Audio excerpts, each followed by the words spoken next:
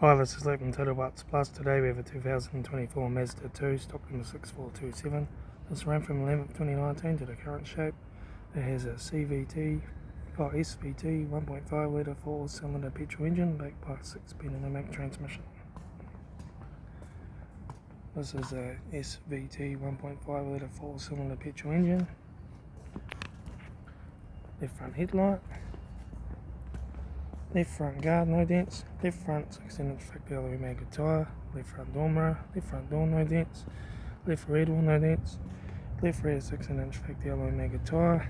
Left rear taillight. Rear boot lid, no dents.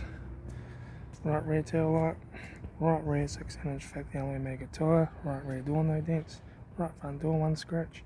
Right front door mirror. Right front 16-inch factory alloy Mazda tyre.